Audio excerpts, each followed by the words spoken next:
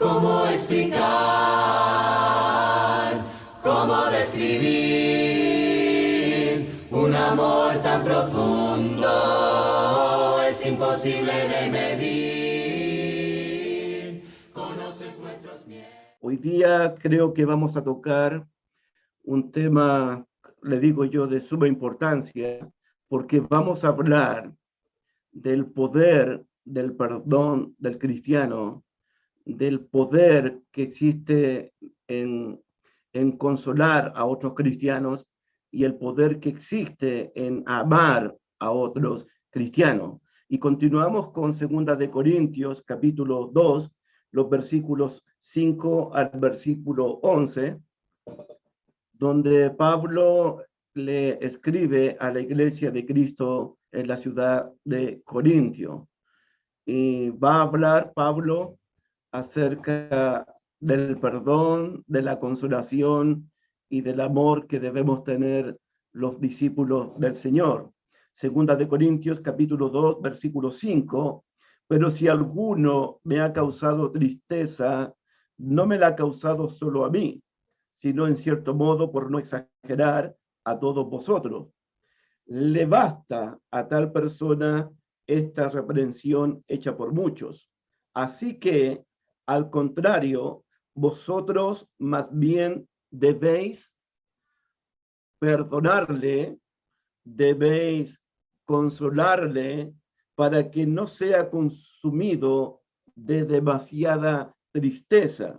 Por lo cual, os ruego que confirméis el amor para con él, porque también para este fin os escribí, para tener la prueba de si vosotros sois obedientes en todo. Y al que vosotros perdonáis, yo también, porque también yo lo he perdonado.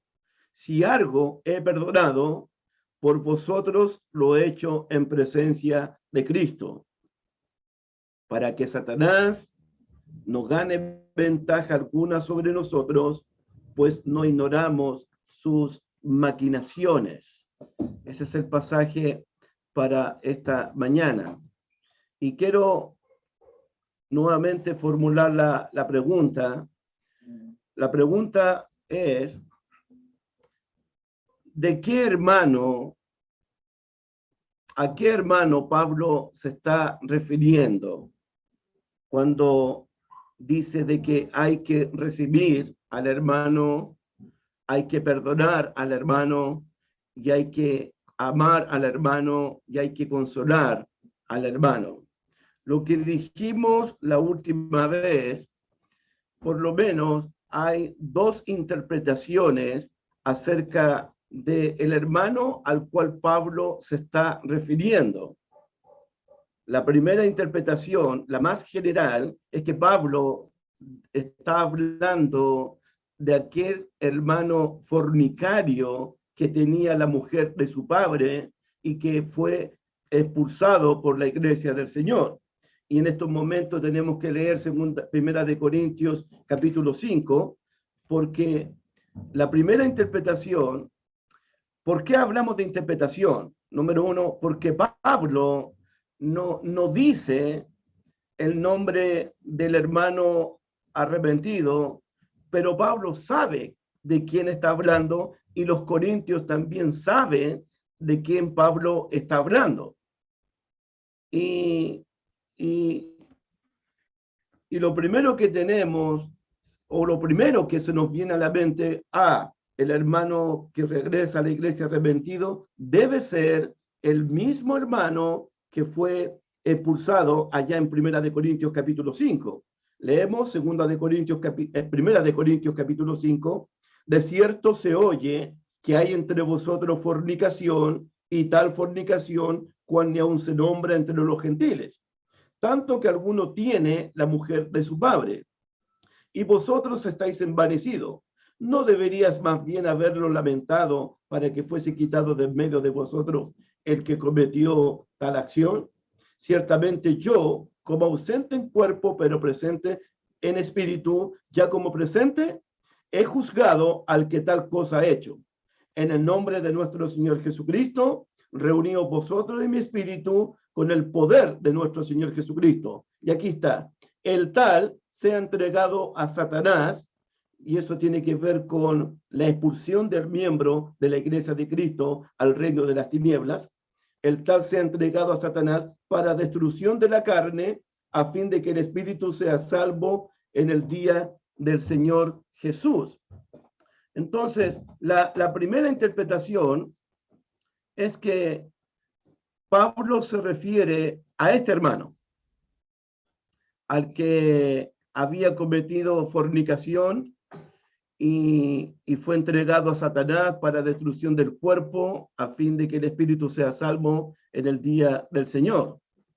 Entonces, esa es la primera interpretación. La segunda es que esta persona a la cual Pablo se refiere es el cabecilla, por decirlo así, que lideró el grupo para hablar y despreciar el apostolado de Pablo, el ministerio de Pablo y la integridad de Pablo. Este hombre es el que levantó falsas acusaciones contra Pablo, el que levantó falsas acusaciones contra la integridad de Pablo, de que es un engañador, de que es un maquinador y todo eso. ¿Y por qué se piensa así? Que debe ser un hombre, un hermano que se había levantado contra Pablo y había provocado celos, contienda, pleitos en la congregación y había dividido la congregación.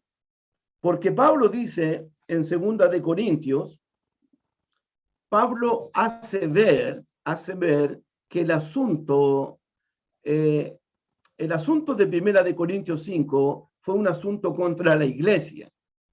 Este hermano fornicario estaba contaminando a la iglesia, un poco levadura leuda toda la masa. Ya ese fornicario había que sacarlo de la congregación para no contaminar al pueblo de Dios. Eso en 1 de Corintios 5. Pero aquí Pablo deja ver que el asunto de la ofensa es contra él y no contra la iglesia. Miren el versículo 5. Miren el versículo 5. 2 de Corintios, capítulo 2, versículo 5. Pero si alguno me ha causado tristeza, no me la ha causado solo a mí. Es decir, que la ofensa de este hermano fue directamente contra Pablo. Y eso también resultó una ofensa contra la congregación, con los que estaban al lado de Pablo, con aquellos que estaban apoyando a Pablo. En el versículo 10, 2 de Corintios capítulo 2, versículo 10, también deja Pablo ver lo mismo, que la ofensa fue contra él, pero él ya lo había solucionado, como lo vamos a ver después. Y al que vosotros perdonáis, yo también, porque también yo lo que he perdonado, y si algo he perdonado, por vosotros lo he hecho en presencia de Cristo. Si ustedes lo perdonan, bien, porque a ese yo ya lo perdoné. Yo no tengo nada contra ese. El que me causó tristeza, el que me ofendió, yo no tengo nada contra él. Yo lo he perdonado en presencia de Cristo. Entonces, podría eso interpretarse de que este hermano que está regresando a la congregación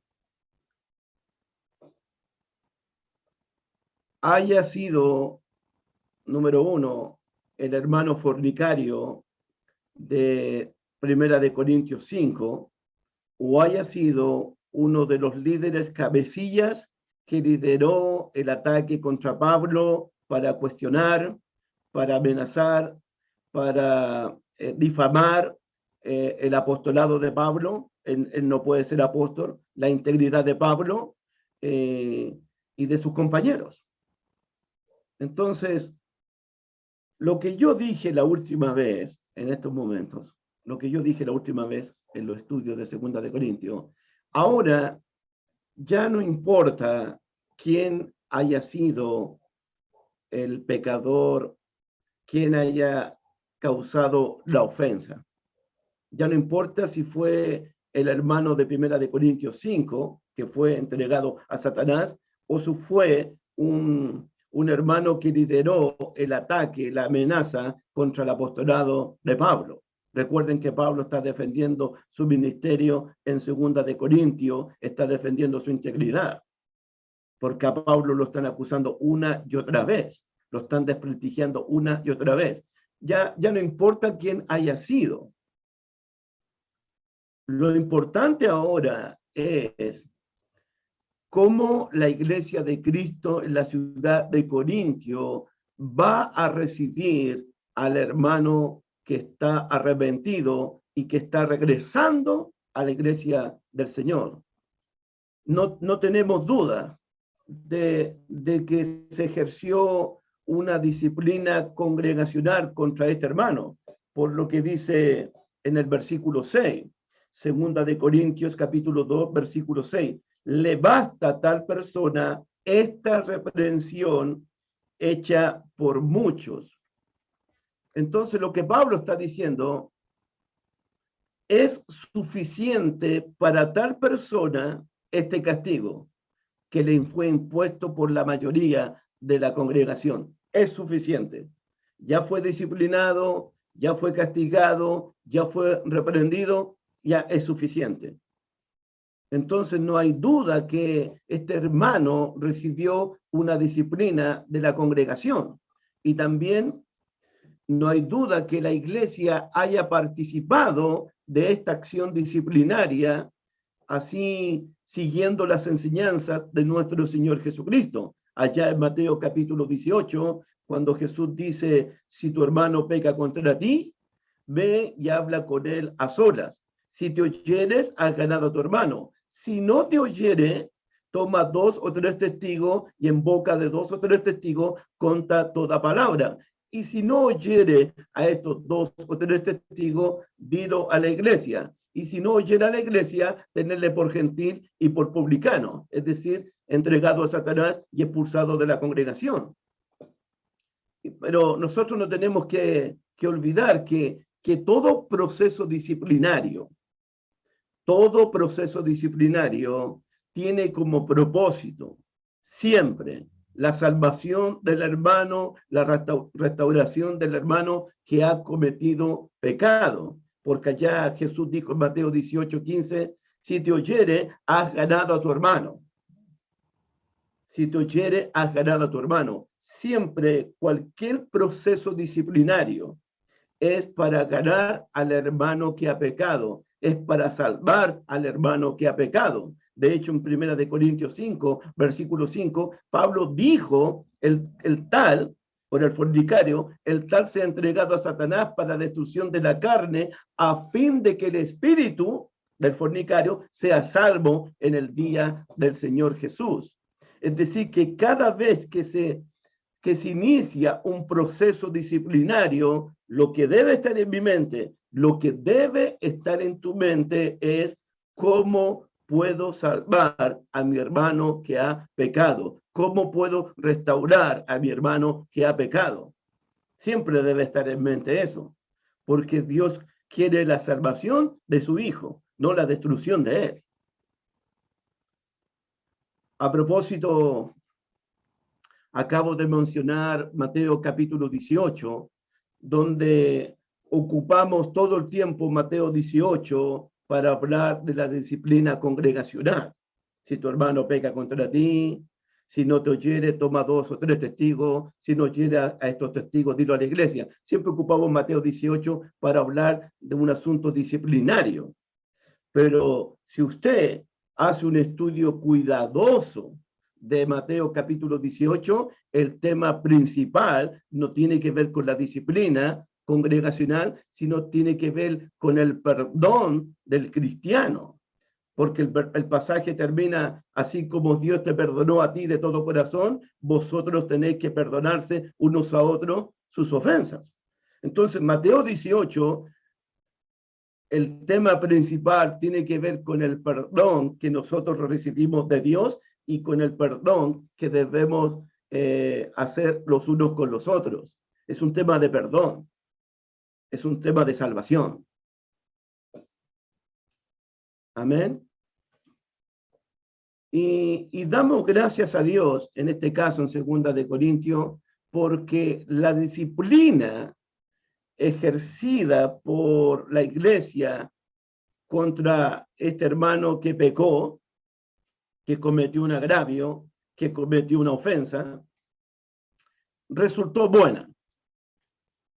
Fue beneficiosa. ¿Por qué?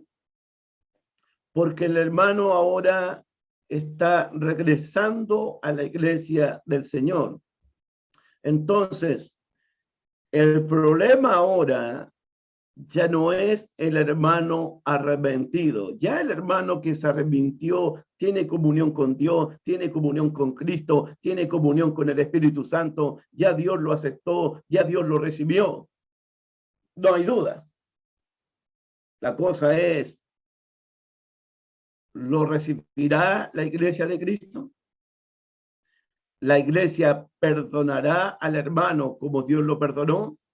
¿La iglesia tendrá la misma comunión con ese hermano arrepentido como la que tiene ese hermano con Dios?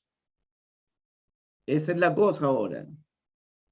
¿Y por qué aparece este pasaje aquí? Debéis perdonarle, debéis consolarle, debéis confirmarle en el amor. Mira el versículo 7. Así que al contrario, vosotros más bien debéis perdonarlo, debéis consolarlo.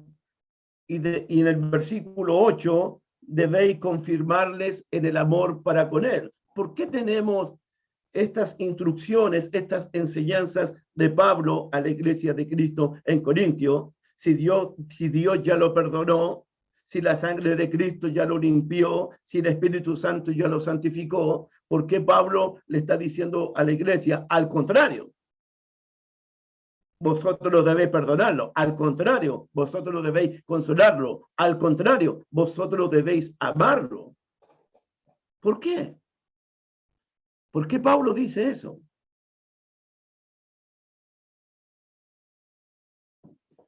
Es probable que este hermanito se haya arrepentido y volvió a la comunión con Dios y volvió a la comunión con Jesucristo, pero la iglesia en Corintio haya mantenido el castigo contra tal hermano. Es probable. Es probable que la iglesia mantuviera una distancia contra el hermano arrepentido. Es probable. Dios ya lo ha perdonado, Pablo ya lo ha perdonado, el hermano arrepentido ya solucionó su problema con Dios, solucionó su problema con Cristo, pero ¿qué pasa con la congregación? Este hermano quiere regresar a la congregación y parece que hay una distancia hacia él, hay una represalia contra él, sigue un castigo adicional contra él. En otras palabras, la iglesia de Cristo en Corintio no estaba respondiendo espiritualmente hacia el hermano arrepentido. Y uno tendría que preguntarse, ¿por qué la iglesia estaba tratando a este hermano tan fríamente, tan apáticamente? ¿Por qué? Y esto no solamente sucedió en la iglesia de Cristo en Corintio, esto ha sucedido a lo largo de la historia. ¿Por qué la iglesia de Cristo recibe tan fríamente, tan apáticamente? ¿Por qué la iglesia a muchos hermanos que regresan le hacen el vacío? Lo dejan en un lugar especial y no hay un trato espiritual con él. ¿Por qué la iglesia de Corintio, si Dios perdonó al hermano, si Cristo perdonó al hermano, y si Pablo también ya lo perdonó en presencia de Cristo, ¿por qué la iglesia del Señor sigue tratándolo tan fríamente? ¿Por qué? Bueno, pregunto.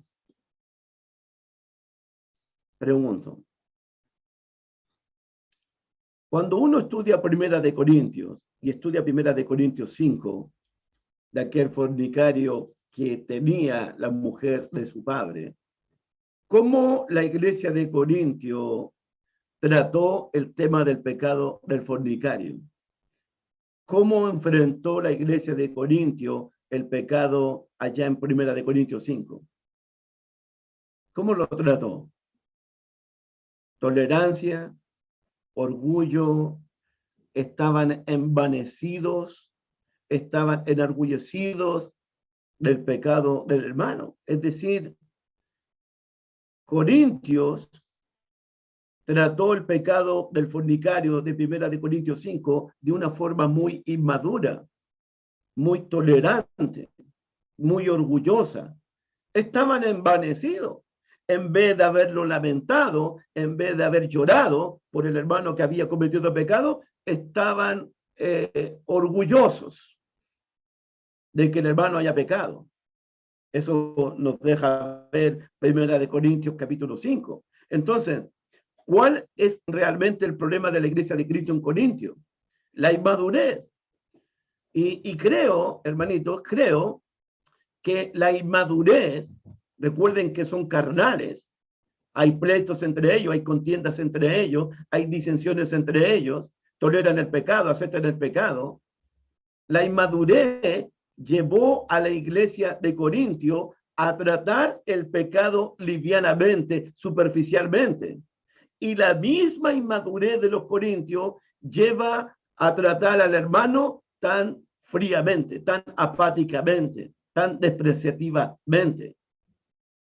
Los corintios enfrentaron con una inmadurez increíble el pecado de Corintios 5 y de la misma manera están tratando al hermano arrepentido con una inmadurez increíble, tanta apatía, tanto enfriamiento, tanto desprecio al hermano. Al contrario, ustedes deben perdonarlo ahora, no deben seguir castigándolo, ustedes deben consolarlo, no deben seguir despreciándolo. Al contrario, ustedes deben amarlo, no deben distanciarse de él. Y Pablo va a explicar eso. Dice,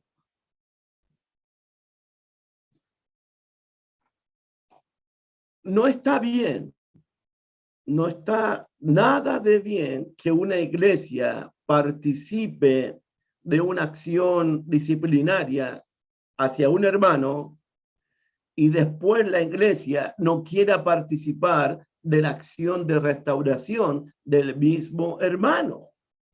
No es bueno, no es justo, no está bien a los ojos de Dios de que una iglesia participe de un acto disciplinario hacia un hermano y que después la misma iglesia que lo disciplinó no quiera participar en la restauración del propio hermano que fue disciplinado. Es decir, participamos únicamente en el acto disciplinario, pero cuando el hermano quiera regresar, no hay nadie que pueda restaurarlo, no hay nadie que quiera perdonarlo, no hay nadie que quiera consolarlo. ¿Y dónde está esa iglesia que lo expulsó? Ahora la iglesia no está lista para recibirlo.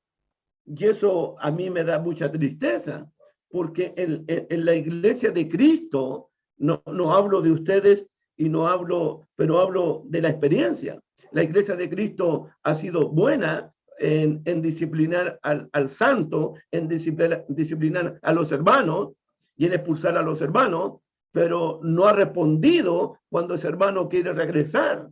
No hay consolación, no hay perdón, no hay restauración, no hay amor para aquel hermano que quiera regresar al cuerpo de Cristo. Un profesor dijo, si un hermano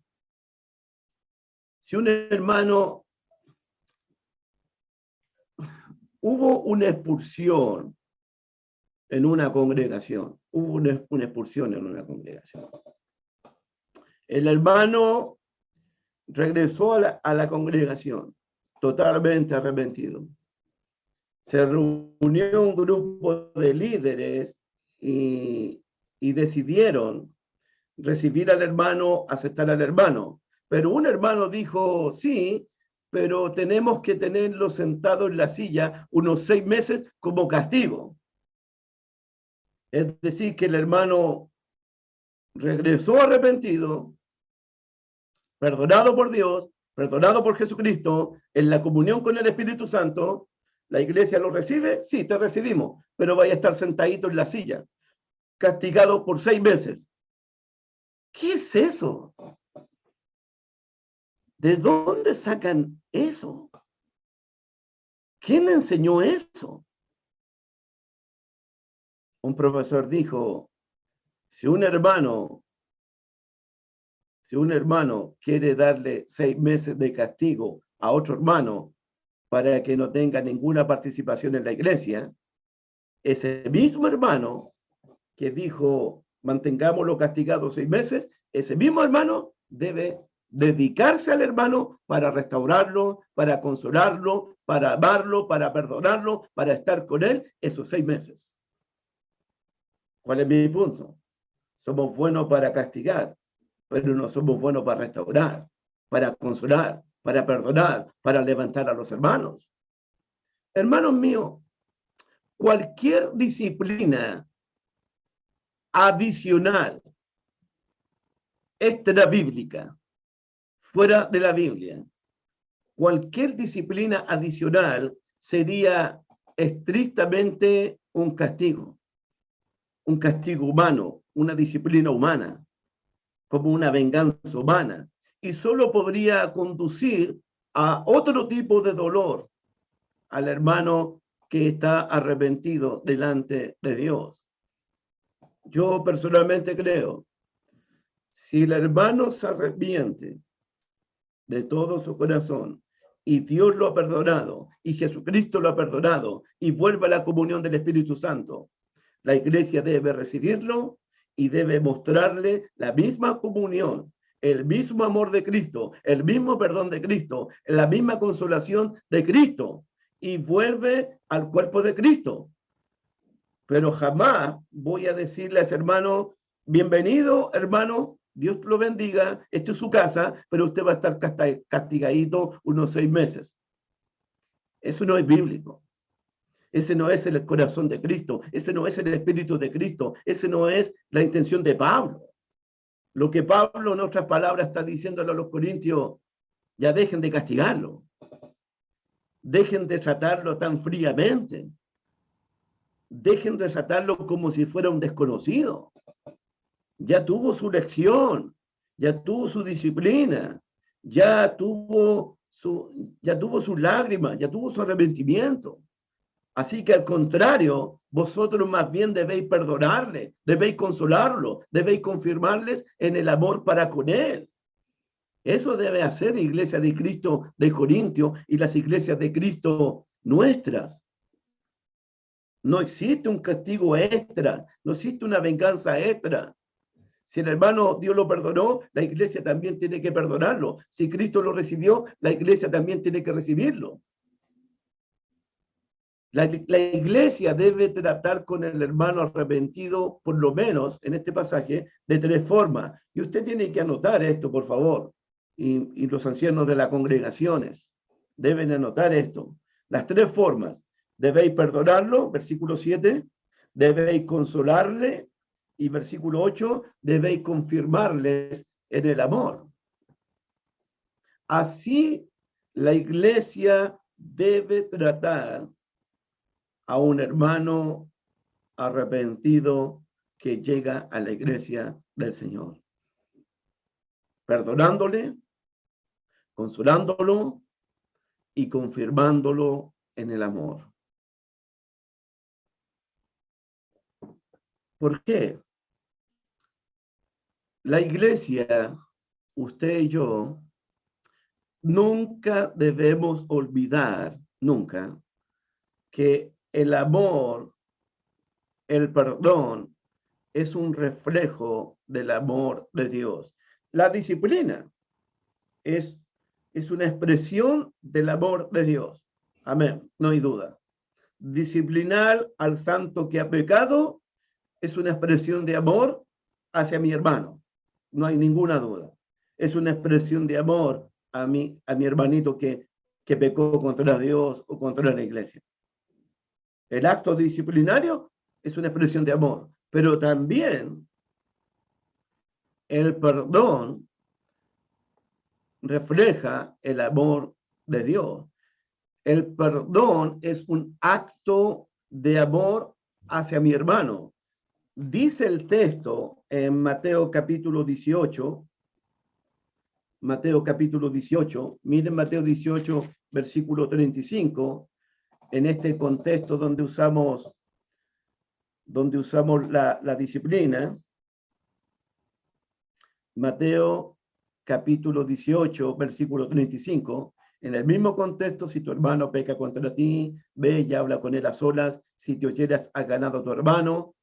Si no te oyere, toma 2 o 3 testigos. Si no oyera a los testigos, dile a la iglesia. Si no escucha a la iglesia, comunícaselo, tenerlo por gentil y publicano. En ese contexto, el pasaje termina, versículo 35, Mateo 18, 35. Así también mi Padre Celestial hará con vosotros, si no perdonáis de todo corazón cada uno a su hermano sus ofensas. Dios no me perdonará a mí si yo no perdono de todo mi corazón a mi hermano su pecado, a mi hermano su ofensa. Entonces, la disciplina y el perdón son reflejos del amor de Cristo. Y pregunto, ¿qué es realmente el perdón? ¿Qué es realmente perdonar a mi hermano? ¿Qué significa realmente que yo perdoné a mi hermano de todo mi corazón? Que yo perdoné a mi hermanita de todo mi corazón. ¿Qué significa eso? Por lo menos tengo algunos apuntes aquí. Dice, perdonar es pasar por alto una ofensa, un insulto. Perdonar es cuando yo paso por alto la ofensa de mi hermano, el insulto de mi hermano, el agravio de mi hermano. Reconozco que fui ofendido. Reconozco que el insulto me causó dolor, me causó tristeza, la ofensa de mi hermano. Reconozco, pero decido pasar por alto eso. Decido pasar por alto, aunque tu ofensa, aunque tu insulto, aunque tu pecado le causó dolor a mi corazón, le causó tristeza a mi corazón, decido pasar por alto eso y te perdono. Dice Proverbios capítulo 11, por favor. Proverbios capítulo 19, 11. Libro de Proverbios 19, 11. Un proverbio de sabiduría. Proverbios 19, 11, dice el texto bíblico, la cordura del hombre detiene su ira, su furor. Y su honra, la honra del hombre sabio, del hombre temeroso de Dios, porque estamos en Proverbio, y su honra es pasar por alto la ofensa. El hombre de Dios pasa por alto la ofensa. Perdonar es pasar por alto una ofensa o un insulto. Reconozco que fui ofendido. Reconozco que la ofensa que me hicieron me dolió y me causó tristeza. Pero como soy temeroso de Dios, pero como amamos a Dios, pasamos por alto esa ofensa.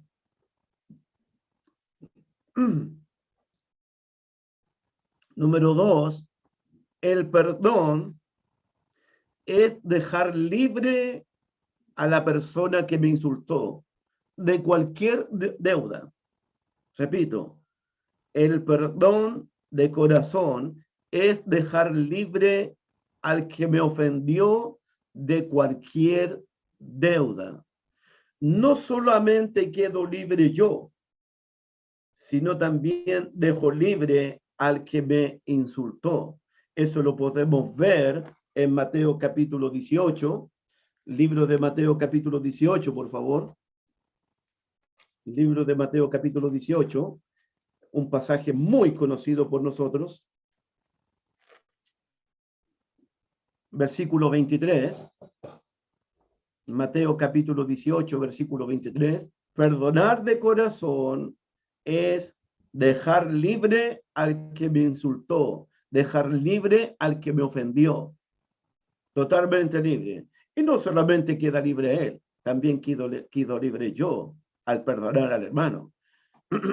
Mateo 18, 23, por lo cual el reino de los cielos es semejante a un rey que quiso hacer cuenta con sus siervos. Y comenzando a hacer cuentas, le fue presentado uno que le debía 10,000 talentos, una suma impagable. A este, como no pudo pagar, quedó endeudado, a este, como no pudo pagar, ordenó su señor venderle, y a su mujer e hijos y todo lo que tenía, para que se le pagase la deuda. Usted me debe, todo lo suyo es mío. Usted está en deuda conmigo.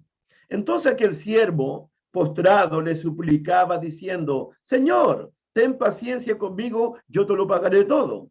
El señor de aquel siervo, movido a misericordia, le soltó y le perdonó la deuda. Eso es perdonar de corazón. Te dejo libre y te perdono la deuda. Es dejar libre al ofensor. Es en el caso de José con sus hermanos. Después de tantos años, hubo un encuentro entre José con sus hermanos. Y José perdonó de corazón a los que lo aborrecieron, a los que le insultaron, a los que le envidiaron, a los que quisieron matarlo. Los dejó libres. Los dejó libres. Los dejo libres, hermanos míos. Yo no tengo nada contra ustedes. Reconozco que hirieron mi corazón, me causaron tristeza. Reconozco que me abandonaron y que me trataron mal, pero los dejo libres. Porque perdonar es dejar libre al ofensor de cualquier deuda. Ustedes no me deben nada. Ustedes no me deben nada. Tercero, el perdón de corazón es renunciar a cualquier intento de venganza. Cualquier intento de venganza. Mucha gente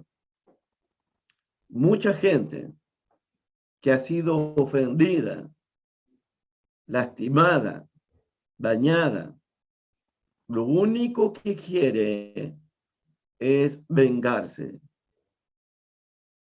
Muchas personas dicen, si yo quedé herido, si yo fui lastimado, el que me ofendió también debe ser herido, también debe ser lastimado. Otros dicen, lo que me hizo a mí no es nada con lo que yo voy a hacerle a él. Venganza total.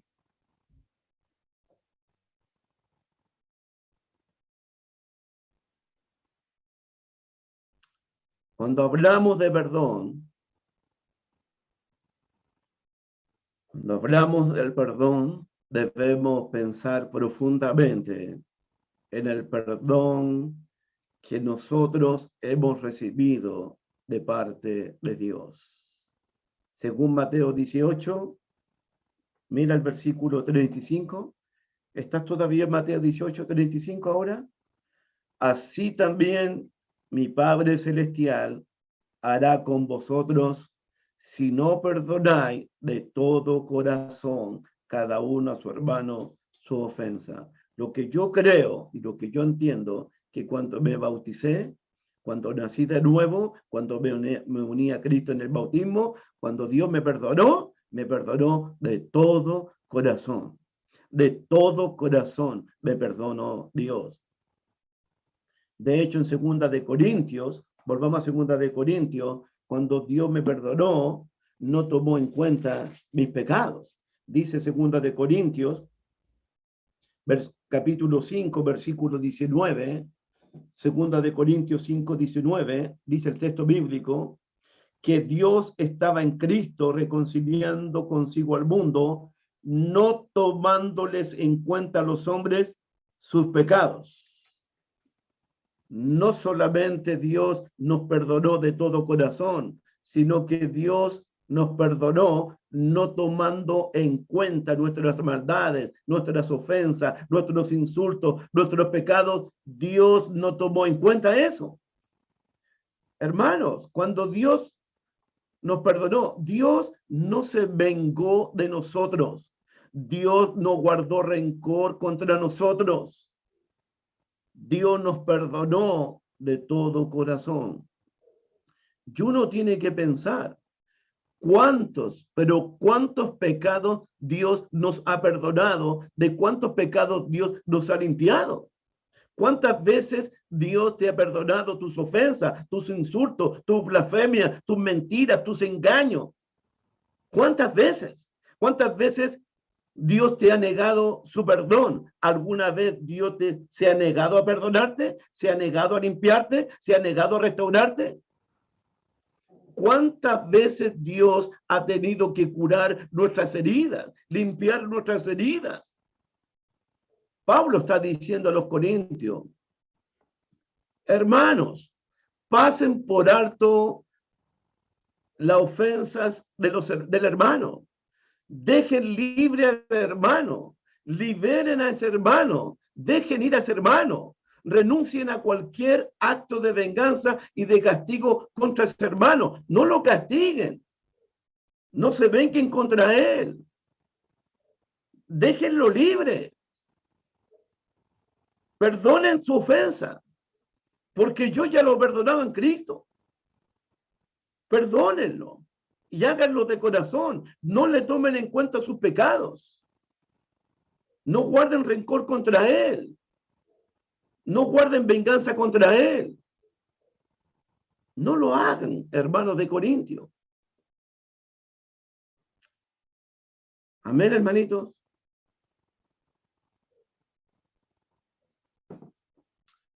Otra pregunta. ¿Cuáles son los obstáculos? ¿Cuáles son las barreras? ¿Cuáles son las murallas que me impiden a mí y que te impiden a ti a veces perdonar de corazón a otros? ¿Cuáles son los obstáculos que a mí me impiden perdonar de corazón a mi hermano? ¿Cuál sería si pusiéramos una lista de obstáculos, una lista de murallas? ¿Cuál sería el primer obstáculo que me impide a mí y que a veces te impide a ti perdonar de corazón a otros? ¿Cuál sería el primero?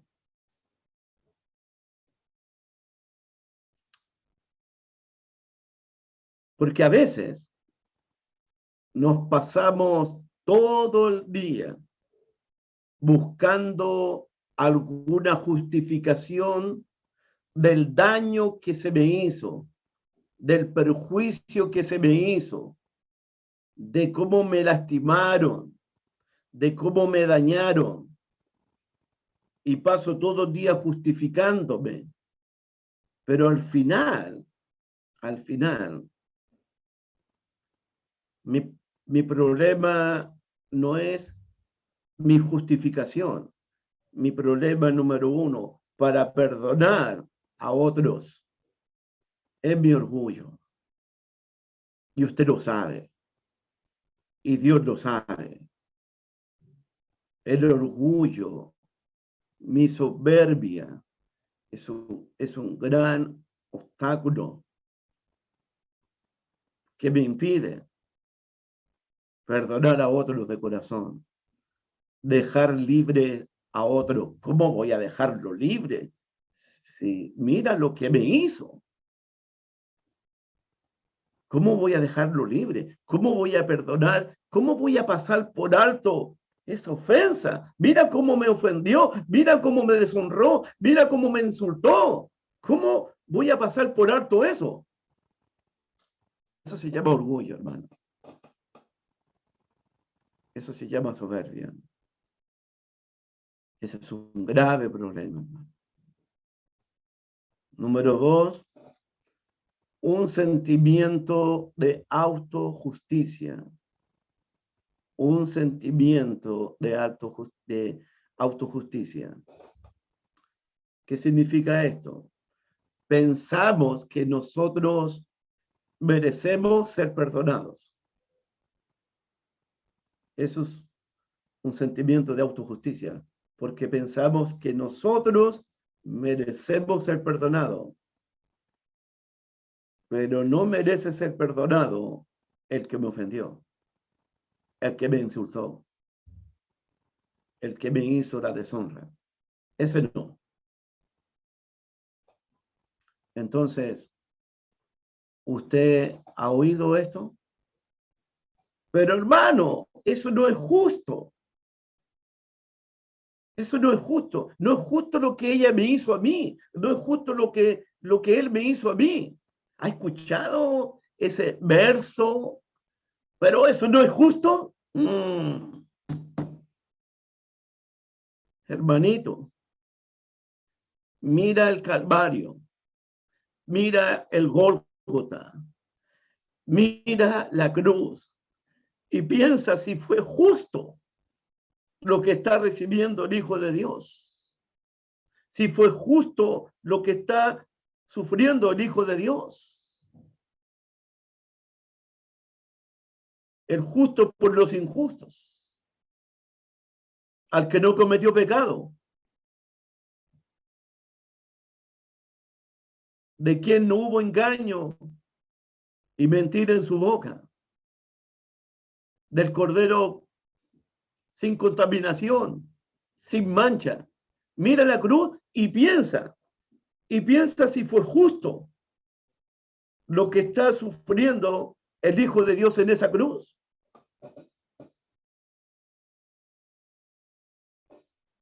Piensa si es justo que el inocente pague por el culpable.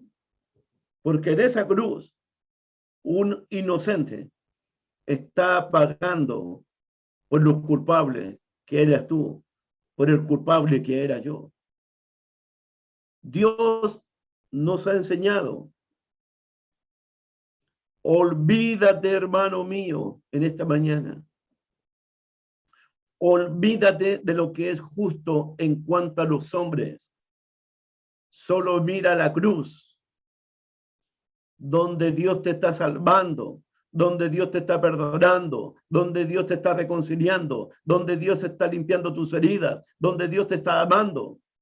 Olvídate si es justo o no es justo en cuanto a los hombres. Solo mira la cruz, porque en esa cruz Dios está perdonando a los culpables.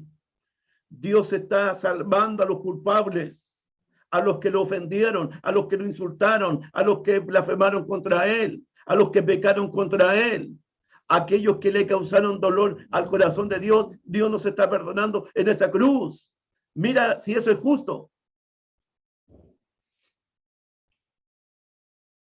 Hermano mío, por eso nosotros los cristianos debemos vivir bajo la sombra de la cruz de Cristo. Siempre cuando alguien me insulte, siempre cuando alguien me ofenda, debo pensar inmediatamente en el Calvario, en el Gólgota, porque en esa cruz está nuestro perdón, está nuestra salvación. Dios en esa cruz no tomó en cuenta nuestros pecados. Dios en esa cruz no se vengó de nosotros. Dios en esa cruz no guardó rencor contra nosotros, sino que derramó su amor para con nosotros.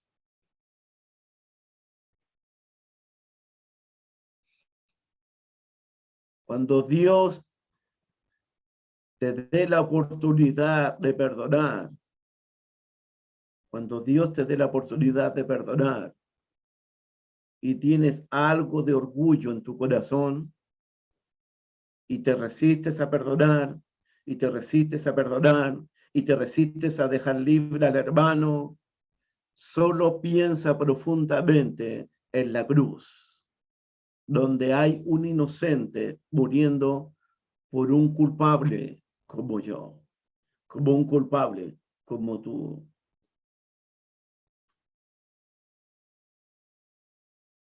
Creo personalmente también,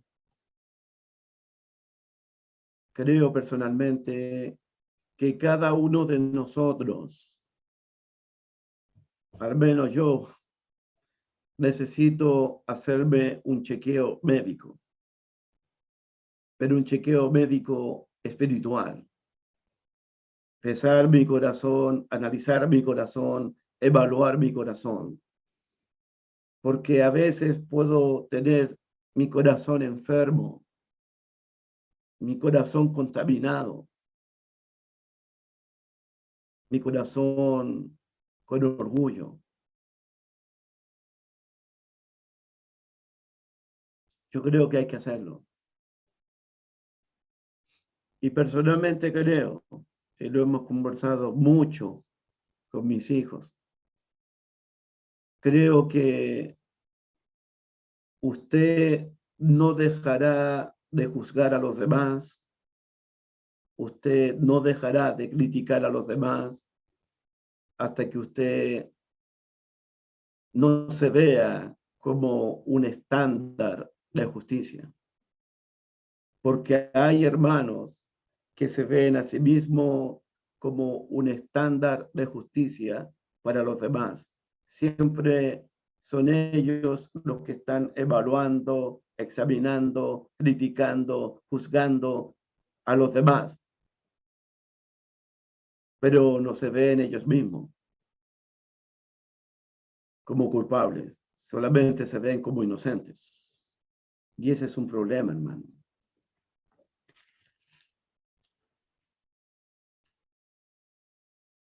Hay hermanos que creen que son misericordiosos y ellos creen que deben darle a las personas lo que las personas necesitan. En otras palabras, lo que estoy diciendo, a veces yo me creo el juez para evaluar, para examinar a los otros, y así no tengo la capacidad de examinarme a mí mismo. Por eso Santiago dice en el capítulo 4, ¿quién eres tú para que juzgues, para que critiques, para que evalúes, para que examines la vida de tu hermano? ¿Acaso te crees Dios? ¿Acaso te crees juez? ¿Acaso te estás colocando en el lugar de Dios? ¿Quién eres tú para que juzgues, para que critiques, para que evalúes la vida de tu hermano? Santiago capítulo 4, versículo 11.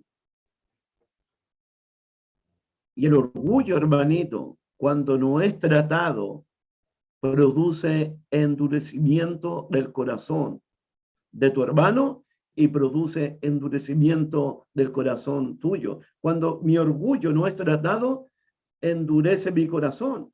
Y no solamente endurece mi corazón, sino que va a endurecer el corazón de mi hermano que quiere el perdón, pero yo no se lo estoy dando. Y uno podría preguntarse, ¿cuáles son los síntomas de un corazón endurecido? ¿Cuáles son los síntomas de un corazón endurecido? Número 1, anoté, el primer síntoma de un corazón endurecido siempre está repitiendo la injusticia que recibió. Siempre. Usted no conoce hermanos que los va a visitar y te habla del mismo tema de cuando fue ofendido, cuando fue herido, cuando lo insultaron, cuando lo deshonraron, cuando lo humillaron. ¿Conoces hermanos así? Yo no estoy diciendo que no se pueda hablar de la injusticia que me hicieron, del insulto que me hicieron, de la ofensa que me hicieron. Yo no estoy diciendo que no se pueda hablar de eso. Podemos hablarlo, pero pasar a hablar todo el tiempo de lo mismo, de lo que me hicieron. Entonces un corazón endurecido siempre se está acordando, siempre está hablando del insulto que recibió. Y a veces ese insulto lo recibió hace 5 años atrás, hace 10 años atrás, pero él se acuerda. ¿Por qué? Porque su corazón está endurecido por el orgullo. Un segundo síntoma, el corazón endurecido no confía en las intenciones y en las motivaciones del hermano. Como el corazón está endurecido, desconfía de las intenciones del hermano hacia él. Desconfía de las motivaciones del hermano hacia él. Se pone desconfiado porque fue herido y no ha solucionado eso, no ha resuelto eso. Y su corazón se está endureciendo. De hecho, el corazón endurecido, duro, no va a aceptar ninguna excusa. Cuando alguien tiene el corazón endurecido, no acepta ningún perdón, ninguna excusa, ningún lo siento, ningún me equivoqué. No. Para un corazón endurecido, ninguna excusa es suficiente para el que fue ofendido. Ninguna excusa. No va a aceptar excusa. No va a excusar. Para él no es suficiente un lo siento, un perdóname, un me equivoqué. No es suficiente, porque su corazón es orgulloso y ese orgullo lo ha endurecido a él totalmente. Dice Proverbios 6:34. Vamos a Proverbios 6:34, por favor. Proverbios capítulo 6, versículo 34. Proverbios capítulo 6, versículo 34.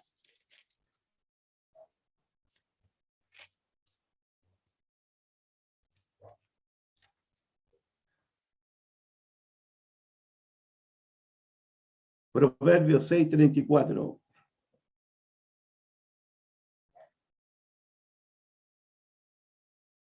Porque los celos son el furor del hombre y no perdonará en el día de la venganza. ¡Wow! No aceptará ningún rescate, ni querrá perdonar aunque multipliquen los dones. ¡Wow! El corazón endurecido no va a perdonar en el día que tenga la oportunidad de vengarse. El corazón endurecido no va a aceptar ningún rescate, ningún lo siento, ningún me equivoqué. Y el corazón endurecido no querrá perdonar aunque se lo pida de rodillas. Aunque se lo pida de rodillas. No te va a perdonar. No va a aceptar tu perdón. No va a aceptar tu lo siento. Ninguna excusa. Eso es un síntoma de alguien que tiene el corazón totalmente duro. Un cuarto síntoma, el corazón endurecido tiende a no tener contacto con nadie. Evita contacto con otras personas, porque desconfía de todo. Piensan que todos están contra él. Piensan que todos hablan contra él, porque su corazón está endurecido. Quinto o sexto, el corazón endurecido se resiste a tener un mediador. Él va a negar cualquier posibilidad de resolver el problema. Y el pastor Raúl en estos momentos sabe de lo que estoy hablando, porque hemos ido a apagar incendios y personas no quieren ningún mediador porque no quieren resolver el problema, no quieren solucionar nada, porque su corazón está endurecido. El corazón endurecido solo busca vengarse, tener la oportunidad de vengarse.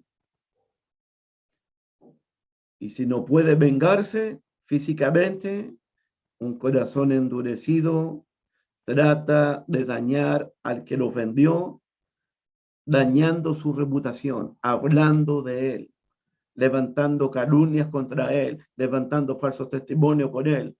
Como no puedo dañarlo físicamente, comienza a murmurar contra él para dañar su persona, su integridad, su ministerio, su apostolado, aquí en el caso de Pablo, y comienza por todos los medios a tratar de dañarlo.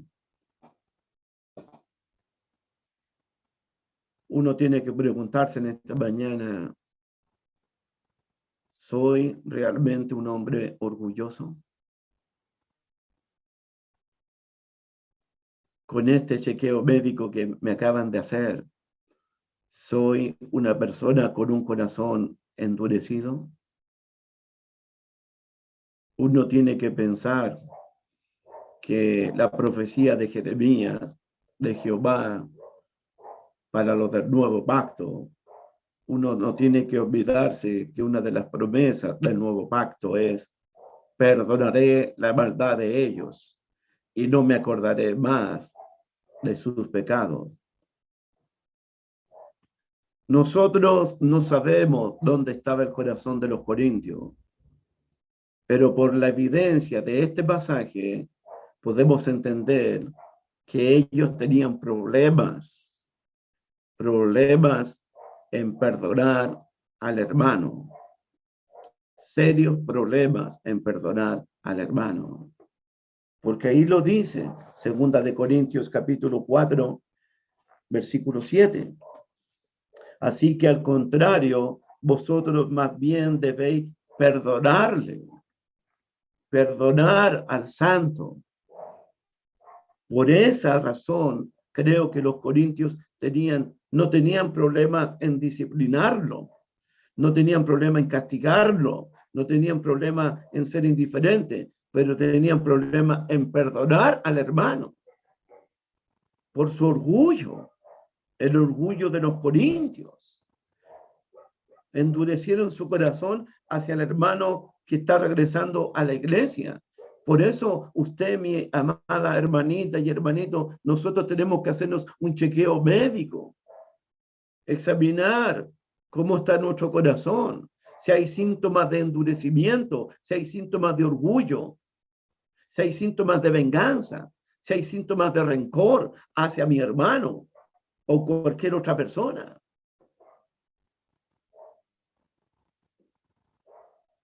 Amén, hermanitos. Voy a dejarlo hasta aquí para que reflexionemos, para que pensemos. ¿Cómo estoy perdonando a mi hermano?